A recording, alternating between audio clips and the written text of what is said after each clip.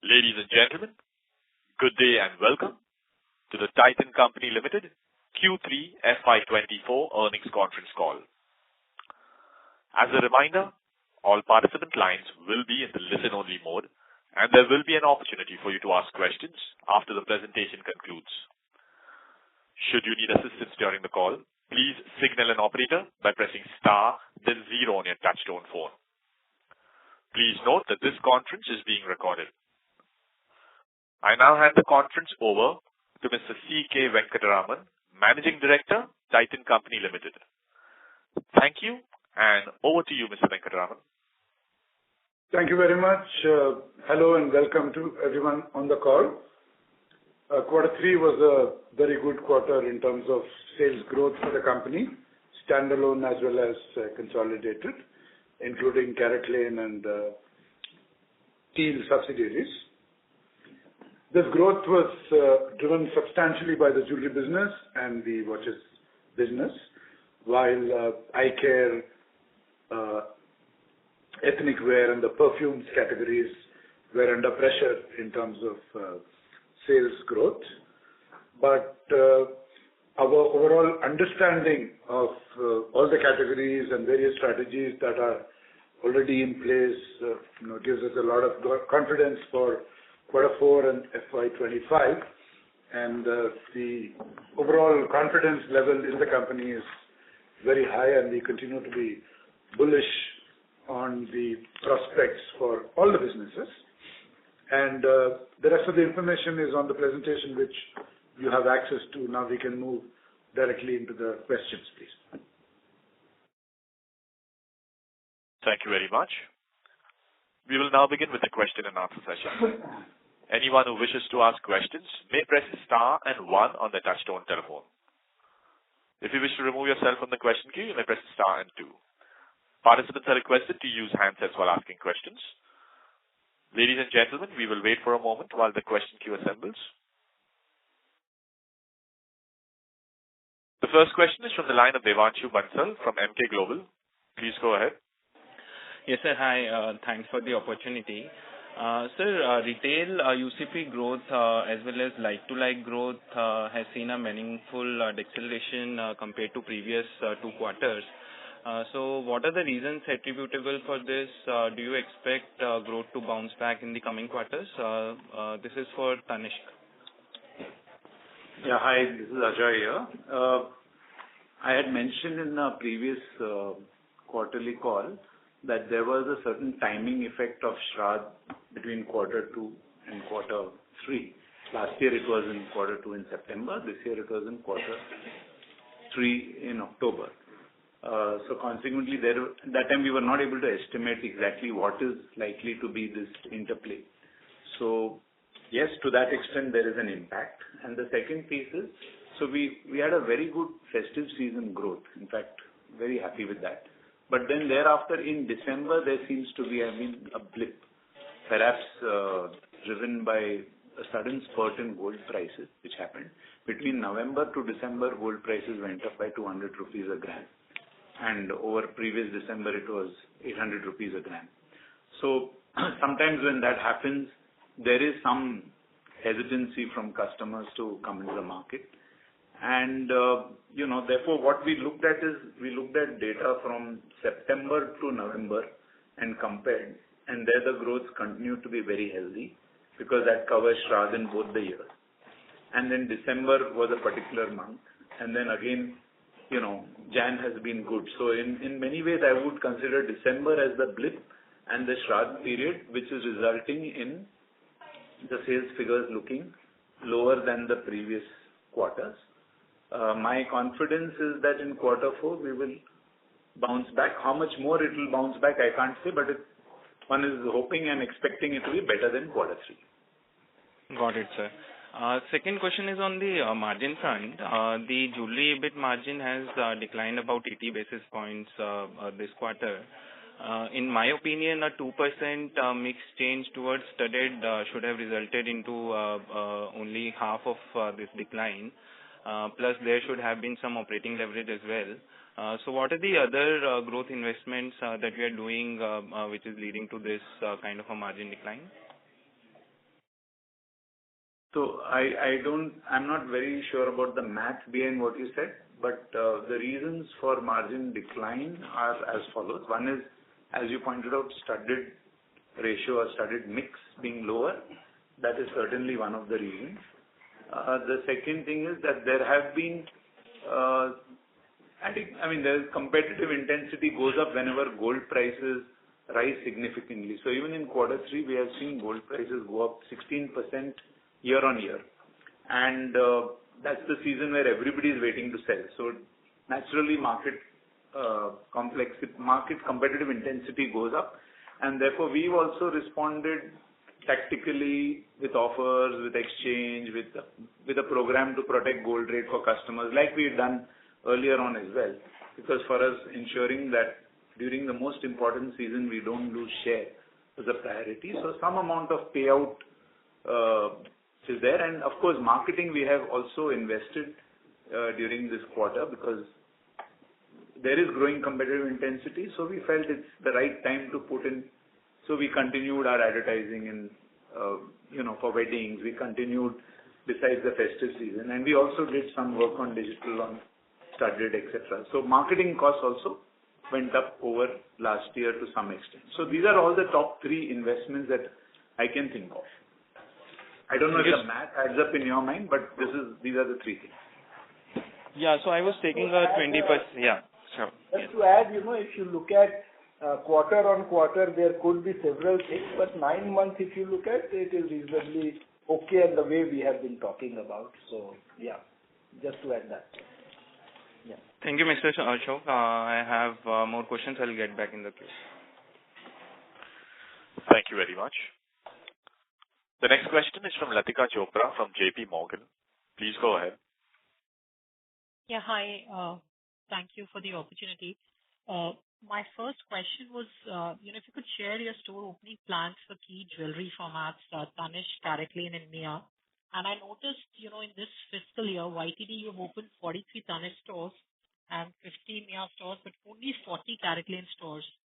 And the like-to-like, retail sales growth for CaratLane has also been lagging Tanishq. So is this a price or a mix issue, or is there some bit of a demand issue that you could elaborate on? Thank you. So I'll just clarify, Latika.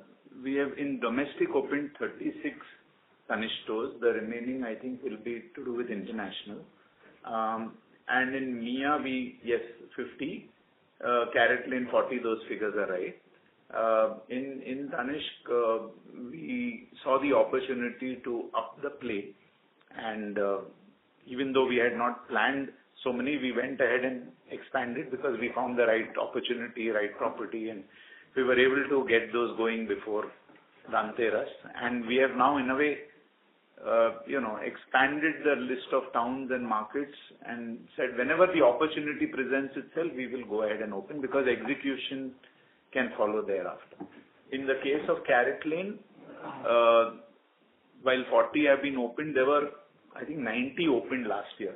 So many of those 90 had to stabilize as well. And there are many more which will come into play as we go forward. So this is not indicative of any long-term strategy. This is something to do within this year. That's all. Plus, one thing to keep in mind, Latika, is this is not the equivalent of an expensive car versus a more affordable car, which can go to smaller towns faster than an expensive car. Tanishq actually is a more traditional jewelry brand, which is available in a Riva, in a Sagar, in places like that where general people buy jewelry, whereas a CaratLane will take a longer time to reach a Riva or a Sagar. So that advantage that Tanishq has, so that also has a bearing in this. Plus what Ajoy said about 90 plus 40. So if I may carry on, Mia and CaratLane actually will continue to see more opportunities also. It's just a timing piece. I mean, last year 90, and therefore this year whether 40 will become 50, 70, 80, 90. That depends on the opportunities. And therefore you must see it over a 2-year time frame rather than a single year. Sure, that helps. The second bit I wanted to ask was, your other 2 segments, watches. How, you've talked about higher marketing spends impacting margins, but on a full year basis or over medium term, how should we think about the margin profile given, the salience of variables will keep rising? And on eyewear separately, numbers on like-to-like growth rates have been muted, and it seems store addition has slowed down, this fiscal year. So, are there any aspects you intend to revisit here to drive better growth momentum in this segment? Thank you. So for watches, yes, in the festive season, we spent a lot of money marketing our brands and all our festive collections. So that is kind of way higher than what we had spent last year. And it did help us in getting very good sales top line growth. The overall margin, which we had earlier indicated, maybe 13 right now, 11 to 12 at least for the next couple of quarters, because of the overall mix, as you mentioned, wearables where the AGC is slightly lower, becoming a big propeller of growth. And so therefore, it is at this point, it will kind of see this kind of margin for the next two, maybe couple of quarters. Hi, Latika. This is Showman from iCare. Beginning of the year itself, I think we have said that our expansion would be calibrated, so it was not rapid expansion. That said, in the year, I think we almost opened 60 plus stores. But we also had to rationalize a few stores which are not sort of delivering the expected kind of number. So net count has not significantly changed, but expansion, rationalization both happen simultaneously. As far as the growth is concerned, from mid-September to November, it is across the industry, there has been, one would say, a very strong headwind that everybody experienced. We are not an exception. There is no exception really in the whole this thing. And so it was very difficult to sort of, get the numbers going. And December was better, and that's what we expect the coming months to be. So what we saw here is kind of a reflection of an industry level phenomena rather than just a specific to our division. All right. Thank you, everyone, for the detailed answers. Appreciate it. Thank you. The next question is from Avi Mehta from Macquarie. Please go ahead. Hi, sir. Thanks a lot for this. Sir, I just want to check if you could update on how the demand in the jewelry for the sub 50K segment is behaving, because you had pointed towards that being under stress. Has that changed or is it still deteriorating further? Any updates on that, please? Yeah. So the I would broaden it to sub 100K because it's difficult because with gold prices going up and overall some shifts take place between slabs. So sub 100K at an overall level, if I look at it from a portfolio play of Tanishq, CaratLane, Mia, I think there is a stability in buyer growth that I'm seeing, and I'm now looking at the period that I mentioned in the earlier part of this call, September to November, then I looked at December, then I looked at Jan also, and I'm seeing a very stable set of buyer growths. So across the portfolio is there. But having said that, if I think of same store growth for even CaratLane, Tanishq, or some of the Mia stores, and in Tanishq in the sub 100K, there seems to be some amount of sluggishness in the new customer segment out there. And that is, there's a softness, let's put it that way. Now, is it because, partly it's because we think that consumer is facing some economic challenges because of, they could be modern consumers, they are IT, digital, and there have been some economic challenges for that consumer segment. And the second piece is there could be some share of wallet, let's say, shifts or not structural, I would say fluctuations that are taking place because we see certain categories COVID grew well, some others were still depressed. Now some categories have started picking up, whether it is travel, hospitality, experiences, vacations. SUVs, but garments is down. So there is something going on in the share of wallet in the context of some economic truths for this segment, and therefore the sub 100K and also included in that in the sub 50K does have some degree of softness relative to what we think it should be. Having said that, when I look at it as a portfolio play across all the brands that we have in our portfolio, I am seeing a fairly good stability on buyer growth at a total level. Same stores growth, yes, but then we've also added lots of stores in CaratLane, Mia across the board, so not able to get a sense on that. But yes, there is some. We wish it could be better, and it has remained stable and similar. It hasn't really deteriorated, nor has it significantly improved or changed. Got it, sir. Got it. And so the second bit is on this competitive intensity that you alluded or highlighted, given the increase in gold price. Does this in any way make us revisit our margin expectation for the year, or is this in a fairly comfortable level? Because you've been citing this, however, the margin delivery has not taken ahead, but I just wanted to get a sense if that has changed, especially because some of the other peers are doing a lot aggressive on store additions. So would love to hear your comments on that part. So our EBIT margins continue to be in the range that was indicated between 12 to 13%, despite this weak started quarter and weaker than what, let's say, we had last year. So at 12.2, it is fairly good, I would say. It's not such a... And as Ashok pointed out when he alluded to it, when you look at it at a YTD level, because of the shifts between things here and there, it is also pretty good. You know, it is exactly bang on in that range of 12.4%. So to me and to Ashok and all of us, we've been saying 12 to 13% is a very good range to expect our margins to be, competitive pressures notwithstanding. They will come and go. There will be season time. Everybody will want to do something. But we will respond. And, there are ways to manage the margin, both gross margin as well as net margin. So we are still confident of the 12 to 13% range. And sir, on the competitive intensity, has that changed? Because some peer has been accelerating on store additions. When I say this competitive intensity, it does not necessarily mean pricing. It also is in terms of being able to add franchisees or otherwise. No, that is not such a big worry for us, because actually we track 45 to 50 competitors. We don't track one or two national chains. And for us in every market, the local players are as much an important competitor as much as the national chains. And sometimes local chains are there as well as independent standalone jewelers will also be there.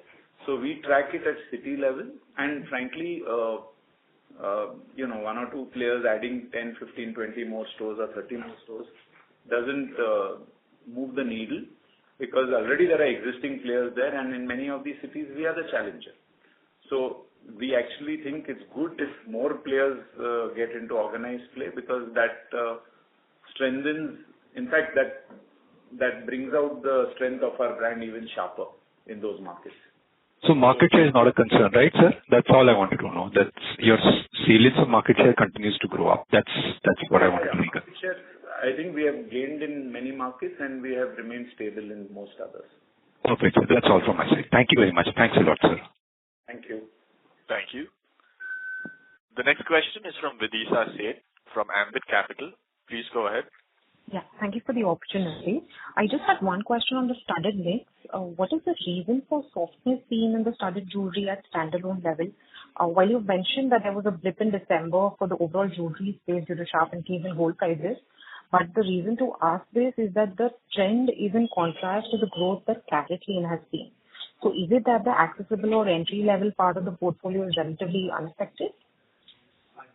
No, I think I'll respond in two ways. One is, in the month of December, there was a definite drop in the studded sales demand. And as I said, that is 1 month out of, if I look at a 4 or 5 month period, including whatever we have seen in Jan. So we see it as a temporary blip. And also, when we spoke to a lot of vendors who supply studded jewelry, they also confirmed that December was very soft month for most players in the category. So that is the second source that I wanted to share. Third is, if you're asking what has been specifically different, the softness in the sub 100K was one commentary we made anyway. But in this particular quarter, high value studded, which is 5 lakhs and above, etc., also saw a certain softness. Now, whether it is because of share of wallet, because of people deferring their expenses here and there, is very difficult to make out. But this kind of came through in the month of December particularly strongly, and therefore influenced the quarter 3. As I said, if I look at a 5-month period, it seems to be temporary and not structural. Very clear, sir. Thank you. Thank you. The next question is from Siddharth Dunn from Goodwill. Please go ahead. Yeah, hi. My first question was on eyewear. Like, over the last 5-6 years, we've been told stories about how we can turn around, make changes in the eyewear division, but clearly, we are lagging. And can we get a better 3-5 year picture? And are we not fooling ourselves? We're not even able to make 100 crore EBIT over there. Hi. I don't fully understand what you're actually asking from where we were 3 or 4 years back, where we ended last year versus where we are. I think it is significantly different than the picture that you're referring to. And we had a good quarter 1, good quarter 2. We were pretty much close to the budget that we have had in the beginning of the year. We had 12% and 16% sales growth. As I just explained, between September and November, we saw a kind of resistance in the eyewear segment across the industry. There are no players that I've heard whoever I spoke to that they had a good run. December was a bit of a relief. So it is a cumulative effect of a period in which the category did not see too much of traction. That's what we see, that's what we conclude, and we have our plans for future. But over a 3-5 year period now in eyewear, how do you see the industry going?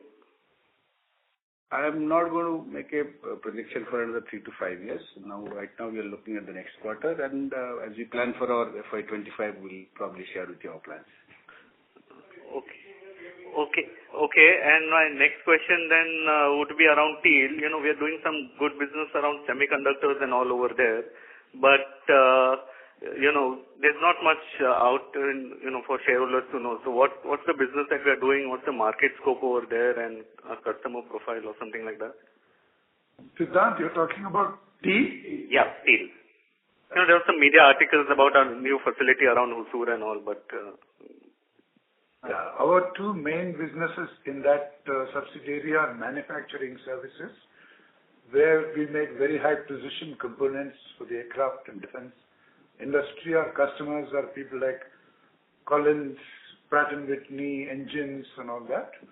And the other division is automation solutions, where we put together bespoke automation solutions which use robots, vision cameras and welding, and stuff like that to automate assembly lines across industries. Automotive being a big segment which we focus. So these businesses are roughly 50-50 in terms of share of turnover. Both are international in their scope, and the overall opportunity for this company is very, very strong. But because of what happened during COVID, particularly in the international aircraft manufacture sector, we had a significant challenge in FY21, but all that is generally behind us now, and as we speak, we are on the recovery path, and FY25 should be very good. No, so the semiconductor division itself, so it will be within automation? Manufacturing service. Manufacturing, okay. And no, so within that division, what is the potential for you share? Semiconductor division. Yeah, so it's not really a separate division, but manufacturing.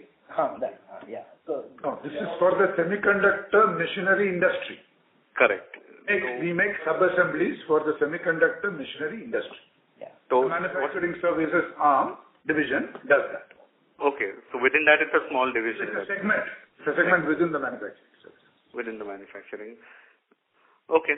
Thanks. Thank you. Before we take the next question, we'd like to request participants to please limit your questions to 2 per participant. Should you have a follow-up question, we request you to rejoin the queue. The next question is from the line of Nihal Mahesh Jham from Nuvama. Please go ahead. Yes, thank you so much and good evening to everyone. So my first question was just a clarification that on the jewelry margin bit, was there any impact of diamond prices which we were discussing earlier? Just to be sure about that. In the current quarter? Yes, in the current quarter. In the current year, no, there is no significant impact of the diamond margin.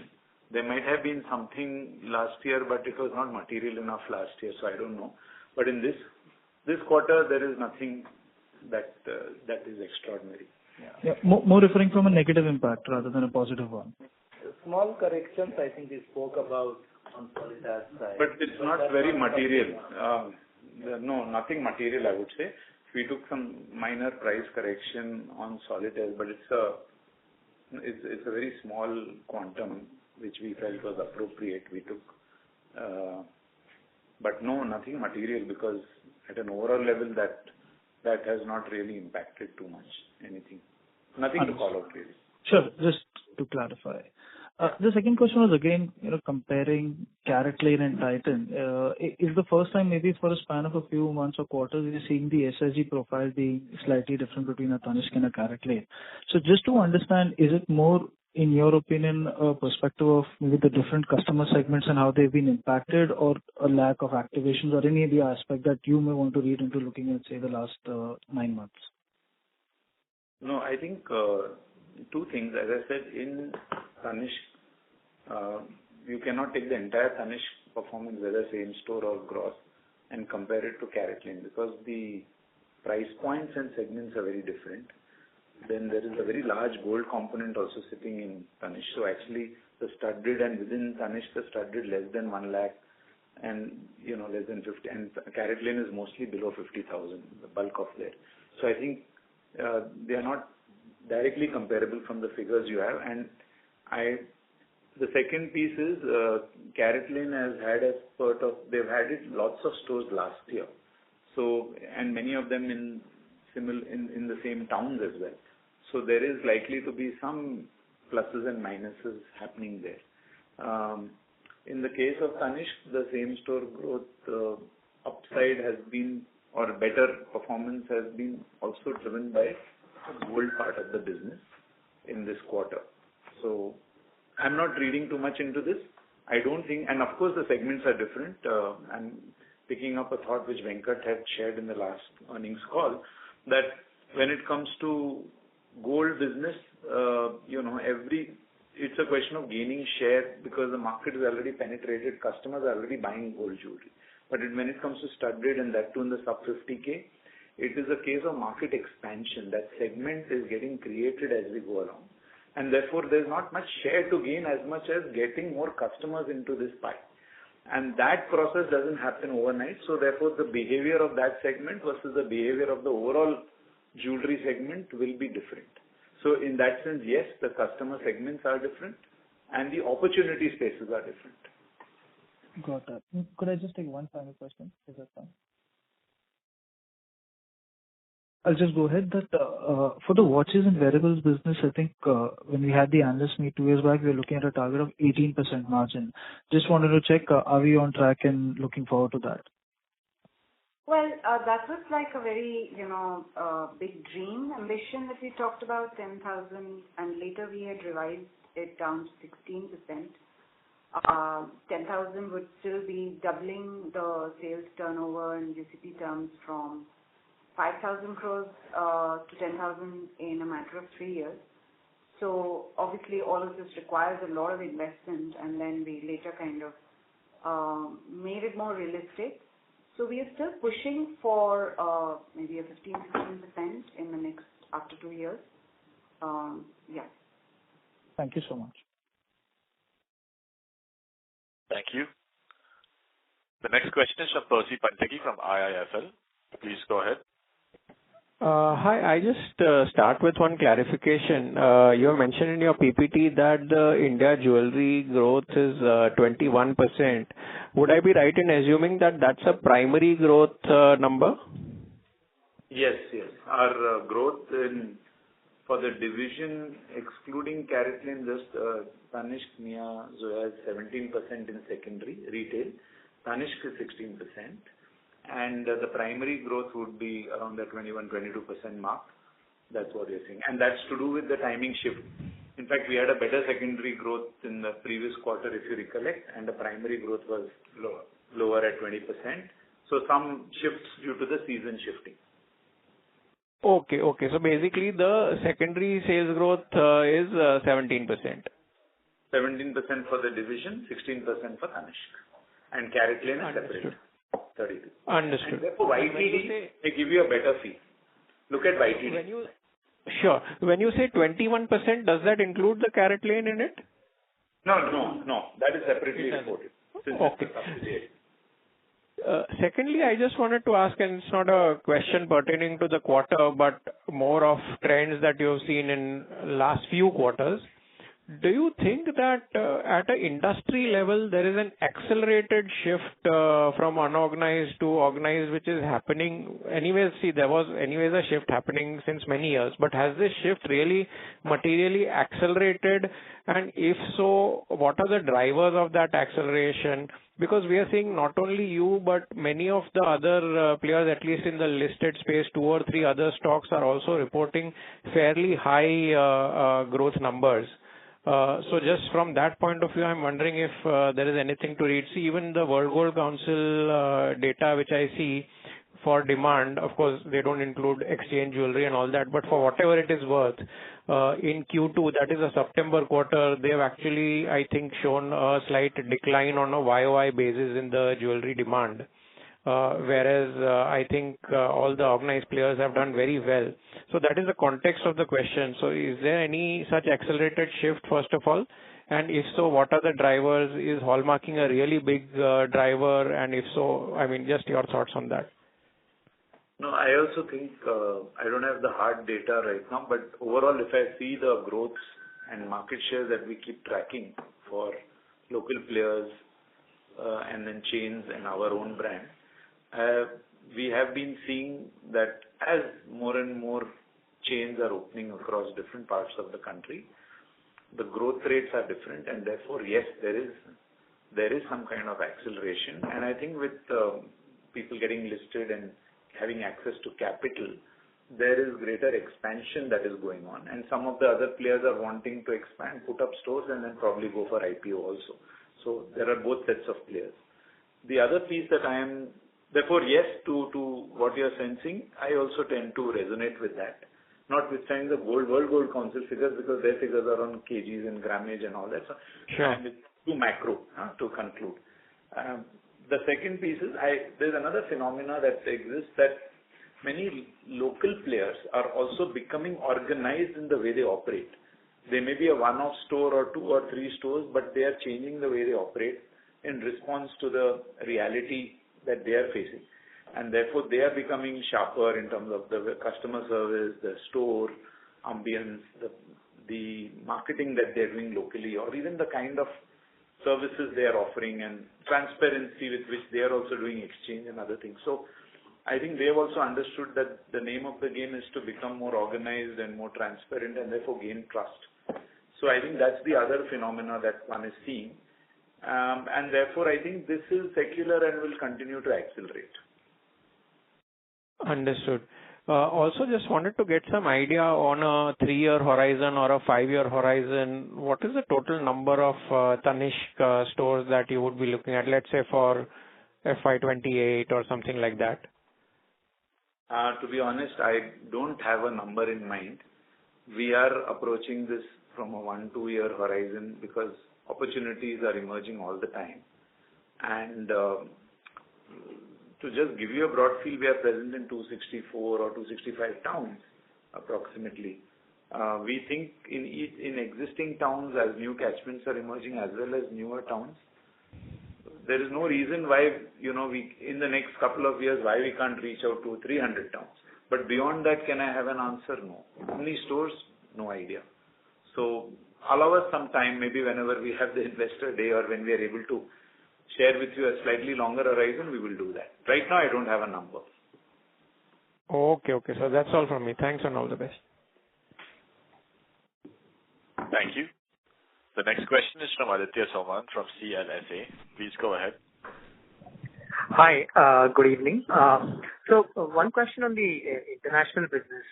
Can you give us a sense of how, you've given a number of 100% retail growth there, but can you just give us a more qualitative information on the average ticket size and especially in the US?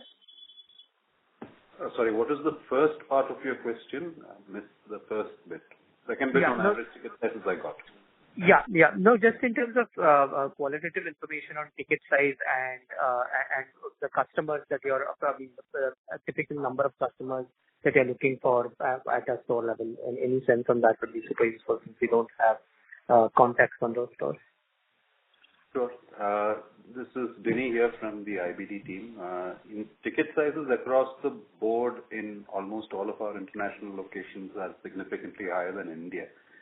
They are ballpark in the 2 lakh per customer kind of a space. And depending on the locations, particularly in the US, they're even higher than they are in GCC. And even generally the studded ratios are overall higher compared to what we find in India, which works for us because obviously the costs of operating in these markets are significantly higher, both let's say rental as well as people costs are significantly higher, and this allows or gives the business the ability to manage those costs much better. And we see that. Sorry, yeah, go on. No, sorry, go on. We see that holding out. In fact, as we go into over a period of time, we've seen that there is a certain stability that is happening there, and in certain cases, as we have a set of returning customers, we are even seeing some increases on that. Understand. And can you just explain the economics to me? All these how many of these would be owned stores or franchise stores, and in terms of economics, are they similar from a margin perspective to what we're seeing in India, or likely to be similar, let's say, when they mature? Typically, wherever we go in first, we set up our own stores, company-owned, company-operated L1 stores, because it helps us understand the lay of the land and what we need to do in those markets. And but we also, as we go along, bring in partners, either partners from India, existing partners, and many of them are eager. We have quite a few of our Indian partners reaching out to us saying that either they have a relative or they have some capability in an international city and they would like to set up a store. So, for example, in Dubai, the first 4 L2 partners are from the 4 regions of the country, from the north, from the east, south, and the west. We have one each, interestingly, from each of these regions in Dubai. So that overall, we still continue to hold that. We follow the same asset-light model that we are doing in India, where we will, over a period of time, look at having more L2 and L3 stores. But to get a sense of the business and to start operating, it always helps us when we do it as a L1 first. We're now starting to have L3 stores as well. For example, in Singapore, the store that we opened is with an L3 partner. That's very clear. Thank you. And one last question on the Indian ethnic wear business there. You mentioned that growth has been a little slower. Any reason and any sort of information on why growth has been slower? And is this like across all the 3 months in the quarter, or was it again specific to December? Yeah. Hi, this is Ambuj here. When Venkat referred to the ethnic wear division, the growth being lower, he was referring more to the like-to-like. But whereas if you see our overall growth has been, I think 61% in the last quarter, and quarter on quarter we've been growing around that number. The YTD growth is about 70%. So he was referring more towards the like-to-like, and that's an industry phenomena that we've seen. For the last 4 to 5 quarters, the apparel industry has really seen very muted growth. A lot of brands are even, they have shared that their like-to-likes have been negative. So we are doing well in the sense that we are building, we are going for expansion. We have 62 stores now, and we look at ending this financial year with 75 stores. Thank you. That's it for me. Thank you. Thank you. Before we take the next question, a reminder to participants to please limit your questions to 2 per participant so that the management is able to address questions from all participants in the conference. We take the next question from Rishi Modi from Marcellus Investment Managers. Please go ahead. Hi, am I audible? Yes. Yeah, so my first question is to Showman. Showman, you last year mentioned that this year is going to be a more consolidation phase for the eyewear segment, and we've seen we have not added a lot of stores this year. So if you could just give us some qualitative understanding of what are you doing behind the scenes to get this to become a sustainable business. What are the low-hanging fruits? Where can you cut costs? Where are you seeing the growth? How are you going to go for these initiatives? If you could just give some qualitative feedback on this. Yeah. Like you said, this year we began with the view that we need to sort of make those 300 odd stores that you opened in the previous 24 months because we were in a rapid expansion spree. I also did say 2 years back that we will reach a number of 1,000 stores as a network, but we realized that as much as it is important to expand footprint, but we also have to make sure that every such investment yields the required return, both for us, wherever we are investing, or for our partners. So therefore, the focus mostly was to make sure that the network starts delivering. And so that said, we did not mean that we will not expand at all. We actually added about 65 stores, but pretty much about 40-50 stores also we had to sort of deal with because of the wrong location or various other things. So overall network count has not significantly changed, and probably sometimes in the early part of the next year we begin the expansion, but it will again be looking at a catchment and need to be more concentrated around the top 25 cities rather than going wide and deep. That is as far as the network or the footprint is concerned. As far as overall business is concerned, I think that we had a relatively higher growth target for the year. I think 22-23% is what we began the year with. And first 2 quarters we had 12 and 16% respectively in terms of growth. And quarter 3, as I explained, that we faced unanticipated headwind, and as I explained, it is also seems like an industry level phenomena, and so we did not see growth in this quarter, and which reflected definitely on the bottom line, because rest of the things we are okay, but top line directly cascaded down to the bottom line. So we would believe that it is not a long-term phenomena. It is probably a 3-4 months window, and it would change. And so therefore our overall ambitions for the category remains strong and positive. So Showman, just to clarify, right, if I understand, our front end has some issues. Some stores are in the wrong location. Apart from that, there are no issues in our inventory, supply chain, manufacturing. Those are all sorted out according to you. Absolutely. Okay, fine. All right. My next question is to Suparna. Suparna, if you could just give us an understanding of, firstly, how are you seeing the wearables division grow now that it's crossed to 100 crore top line? How much potential is there? What's the propositioning that we are offering versus the more integrated players? And as well on the analog watches. Yeah, hi. Growth. Wearables, we closed last year with more than 500 crores turnover at consumer price level. And this year we have seen phenomenal growth of fast track smartwatches, and this has been both on our own on-ground channels as well as in marketplace e-commerce. And we have actually from quarter one to now gained market share. We used to be about 5-6%. Now we are at 8-9%. So we have gained ground. This is on the back of very well-timed, good product quality. In fact, our market returns are among the lowest.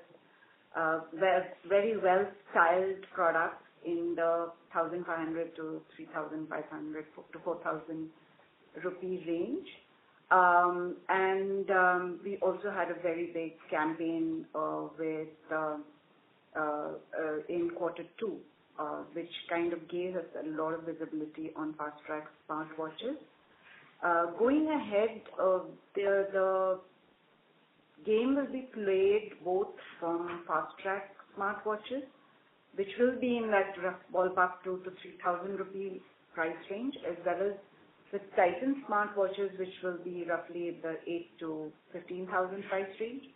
And there will be more differentiated products with a lot of technology built in, which will be under the brand name Titan. And this will actually get sold more either in mobile stores or in our Titan World stores. This is a smaller, more niche group of customers, but some people who are really looking for more features and a better app experience, etc. So overall, we see that this business will almost double in the next, it'll continue to grow 80%, around 70 to 80% every year. And this whole strategic plan leverages our strength of brands, of channels, of technologies. We have our own Titan Smart Lab in Hyderabad with more than 80 engineers who are working on a lot of differentiated products as well as apps. And so that's really the plan for wearables. For analog watches, the growth continues to be quite good, and it is across channels. We have our own EBOs, plus we are doing quite well in large format stores as well as marketplace e-com. Premiumization is the big game there, and we are doing very well in brand Titan as well as the international brands, which are in the higher price point.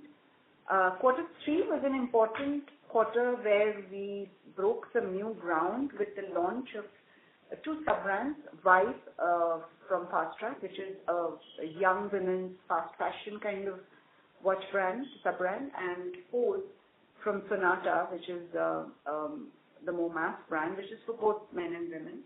And these are offering very good styling at reasonably good quality at very attractive prices. This has opened up a lot of, has helped us acquire a lot of new customers at the more affordable range. So it is, in a way, again, it's a twin strategy: acquire new customers, both fashion-oriented at the lower end, and continue to get to ride the premiumization wave with high margin and high desired brands like Titan at the top. Okay, so premiumization is working well for analog, so we got a tailwind there. Wearables, are we profitable if you look at it as a standalone business? Yeah. How are the margin profiles for analog versus wearables? So we are not really fussed about profitability. We can make a profit, we are break even, but we do want to invest. So if these are very considered calls of continuing to invest, there is no hurry for us to break even immediately or make huge profits. But the fundamental profile of the business gives us enough room for profitability.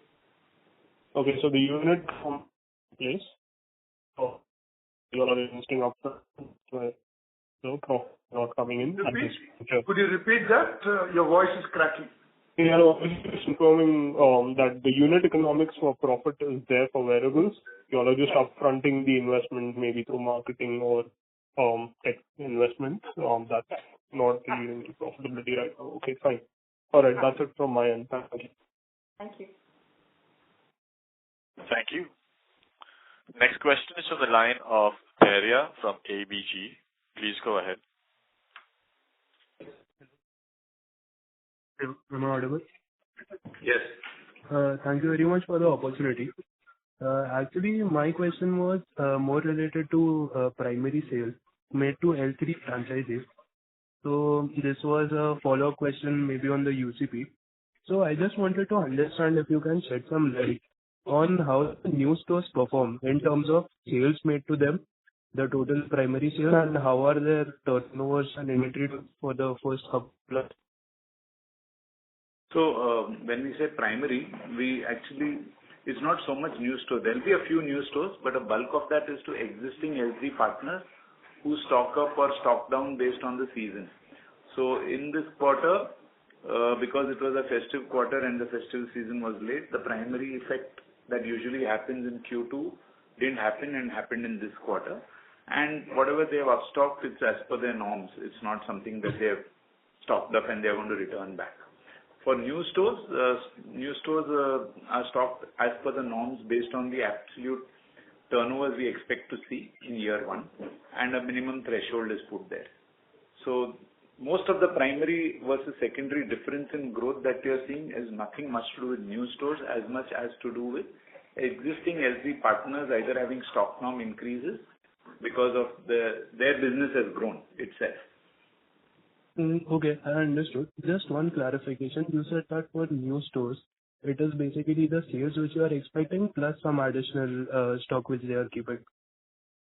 Threshold. No. See, you need to have certain mix of products in any store, whether it is daily wear, whether it is occasion, light occasion, chains, finger rings, earrings, blah, blah, all of that. Right. So there is a certain assortment mix which is needed for a store, below which it doesn't make sense to put up a store at all. Right. And thereafter, if the top line is likely to be much higher, we might actually increase it beyond the threshold. That's what I meant. So it's not sales plus something additional. It is a absolute assortment which can be flexed upwards depending on the projections of that particular store. It depends on the catchment. Okay. Okay, all right. Thank you very much. Thank you. Thank you. The next question is from the line of Sheela Rathi from Morgan Stanley. Please go ahead. Thanks for taking my question. Just extending to the previous participant's question, as we are opening more L2, L3 stores right now, is it fair to believe that the payback period, including the working capital, would have improved in a positive manner in the recent years? And if you could remind us what that would be? Payback period for an L2 or L3 franchisee, yeah, it's pretty good. And typically within 2 years, not payback, let's say they would start making EBIT positive within 2 years, and within 3 years they would, I would think, have a payback. L3 may be slightly different because they don't look at payback from an inventory point of view. They look at it more from the investment that goes into interiors and property and so on and so forth. But yeah, it's pretty attractive and it continues to remain attractive because overall size of the business per store has gone up. Understood. And Ajoy, again, second question on the jewelry business only. Just to get a better perspective on the demand conditions right now, especially you said that, January seems to be better than where we were in December. Now, when we look at the gold prices, they have not really come down. They are at the same levels broadly versus where they ended in December.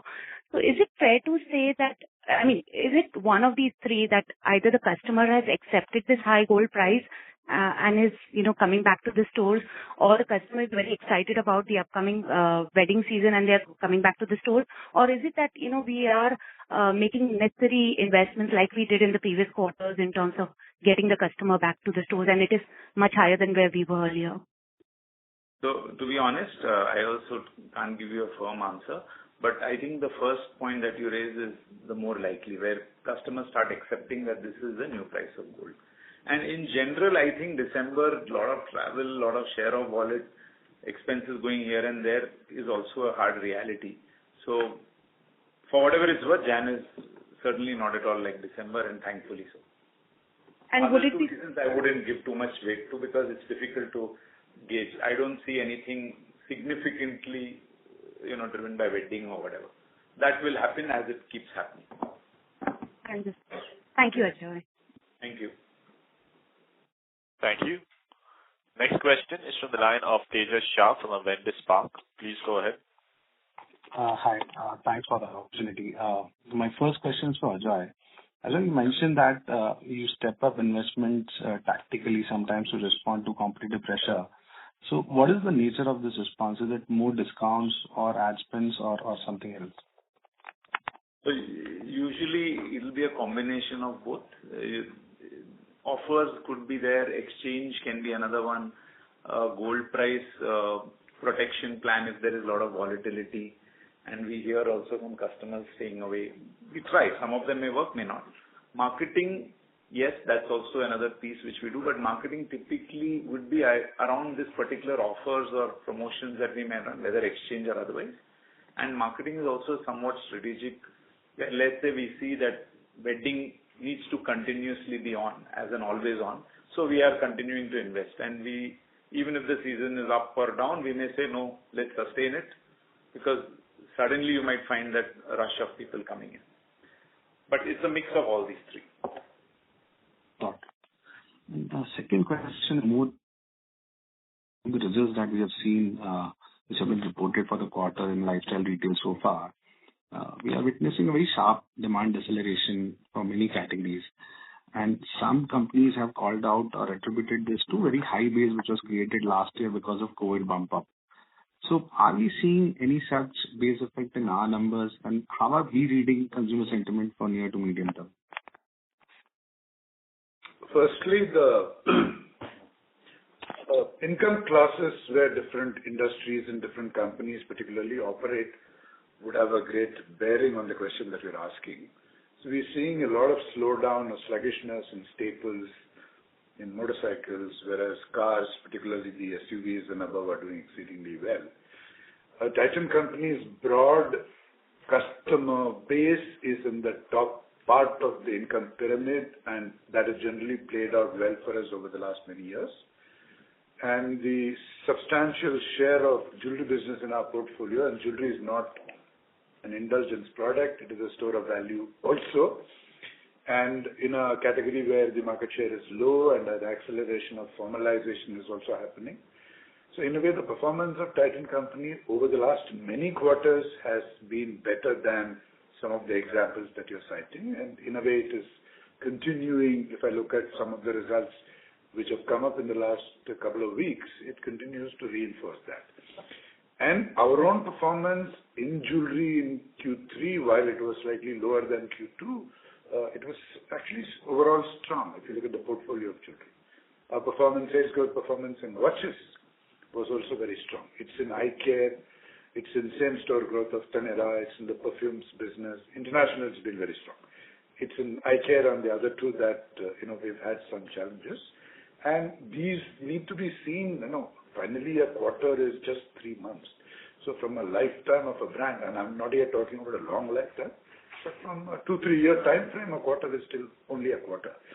And our overall confidence is very high, and it's a combination of, 3 factors.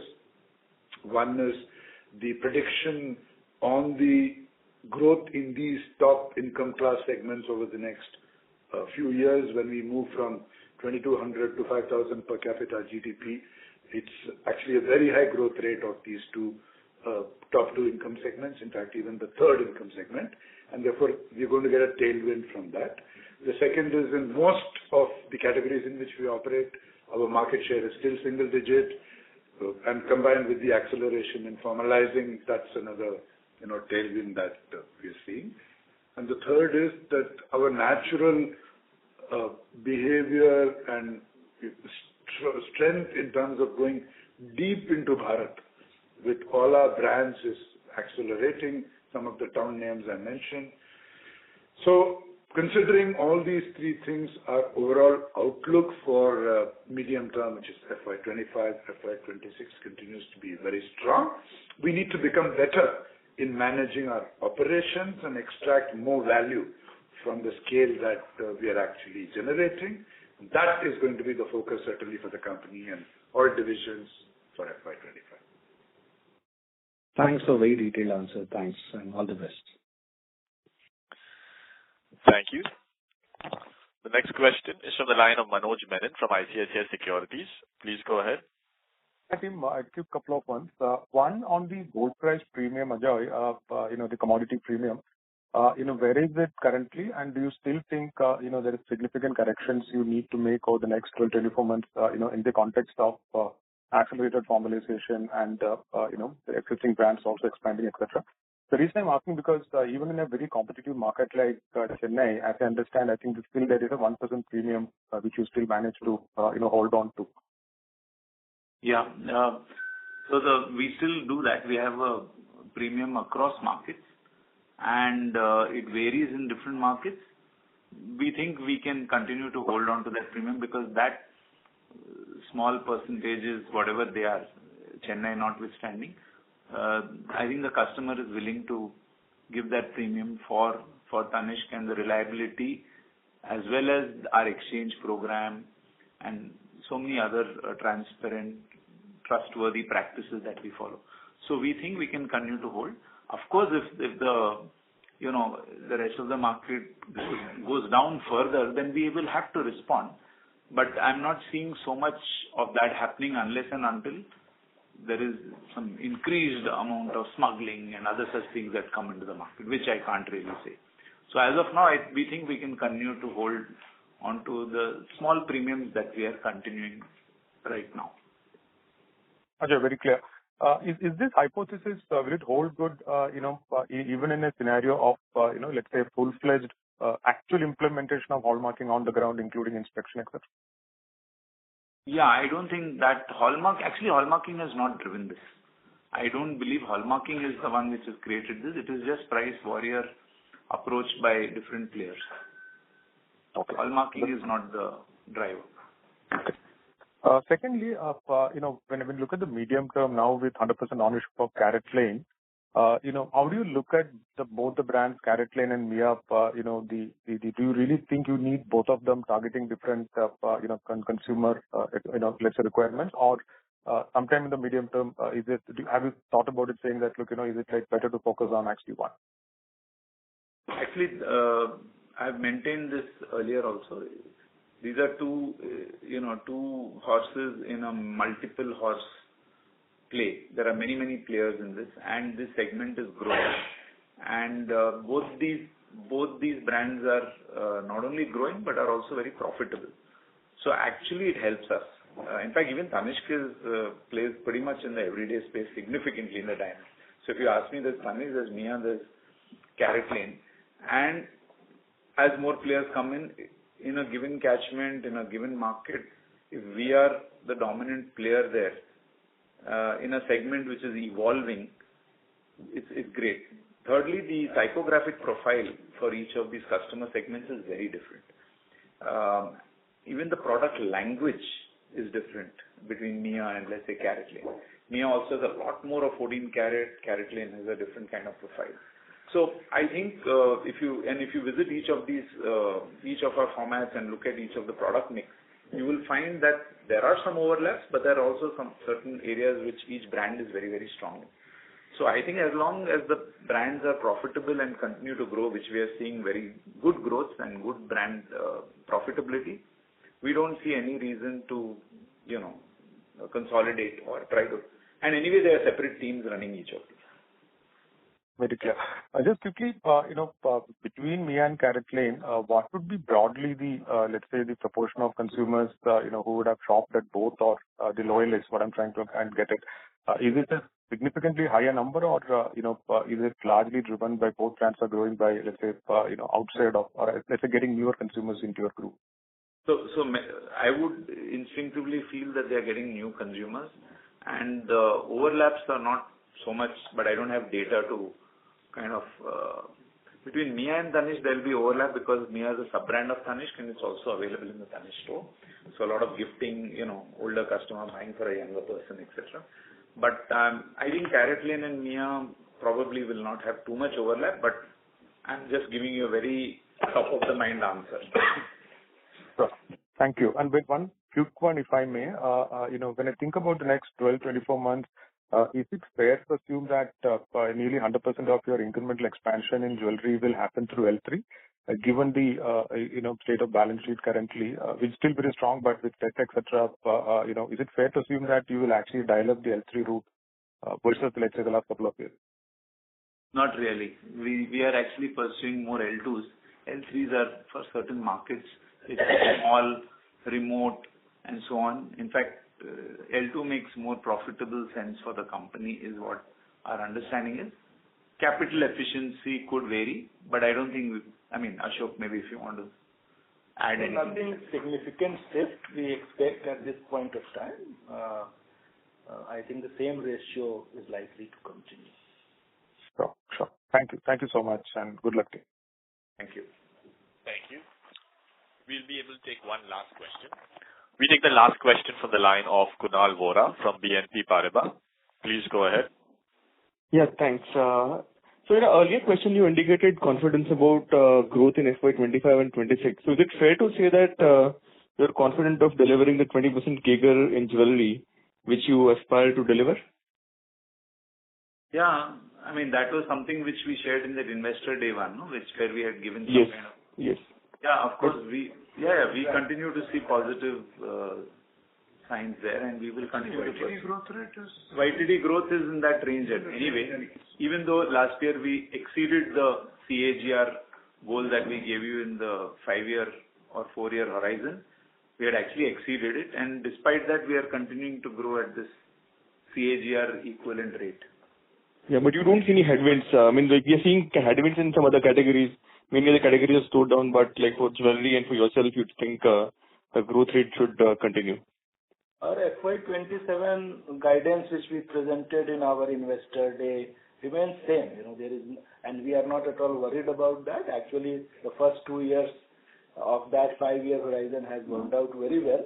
We believe we are comfortably placed to kind of eventually achieve that while it is a bit stretched, but we will achieve that. And you'll need to, really deeply consider the sector, dynamics, the competitive position of each of our brands, and in this case, the jewelry brands in the sector, the customer profiles that we are targeting versus some other sectors, the very low market share that we have compared to other companies in other sectors. Store of value aspect of this category as opposed to something which is seen as expenditure. So many things. And the status aspect of diamond jewelry as Indians become more affluent. There's so many factors which are in our favor, and that's why our confidence as against maybe some other sectors and some other companies. Sure, that's very clear. Second and last one is, now that you own almost 100% of CaratLane, does anything change in the way you're managing it? And also, will it remain a subsidiary or would you look to merge it with the parent company? Actually, nothing has changed. Everything remains the same. It's a separate brand. It's a separate organization. It's a separate leadership team which is governed by a board which continues to be the same board, for a while now. And there is no plan to merge it into Titan. And just to add, there is enough cross-learning and sharing of whatever help is needed from either side, and that continues as is. In fact, it can only improve. Understood. That's it from my side. Thank you. Thank you. Thank you very much. We'll take that as the last question. I would now like to hand the conference back to Mr. C.K. Venkataraman for closing comments. Thank you very much, everyone. It was a wonderful conversation, and see you soon.